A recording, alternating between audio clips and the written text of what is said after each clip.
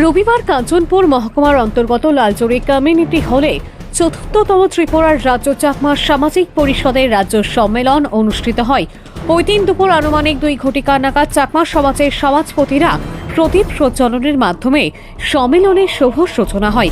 উপস্থিত ছিলেন ত্রিপুরার রাজ্য চাকমা সামাজিক পরিষদের প্রধান সমাজপতি শান্তি বিকাশ চাকমা, বিধায়ক শম্ভুলাল চাকমা সহ চাকমা সমাজের বিভিন্ন সমাজপতিরা।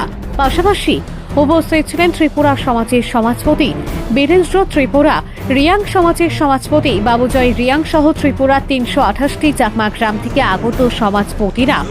সম্মেলনে ত্রিপুরার রাজ্য চাকমা সামাজিক পরিষদের পুরানো কমিটিকে ভেঙে আগামী 3 বছরের জন্য নতুন কমিটি গঠন করা হয়।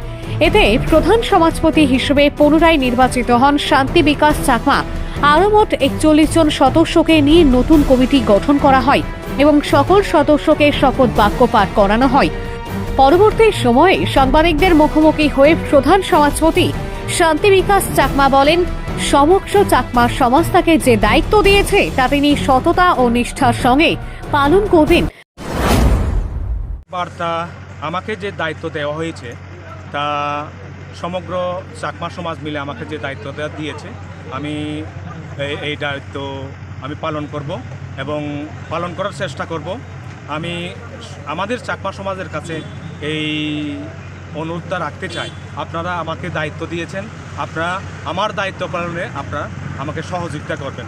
পাশাপাশি তিনি জানান কাস্টমারি ল পূরণের জন্য কাজ করবেন এবং চাকমা ভাষাকে ত্রিপুরার রাজ্যের সরকারি ভাষা হিসেবে স্বীকৃতি প্রদানের লক্ষ্যে আগামী দিনগুলোতেও আন্দোলন ও প্রচেষ্টা চালিয়ে যাবেন। কাঞ্চনপুর থেকে নিজস্ব প্রতিনিধির রিপোর্ট, কেসিপি লাইভ।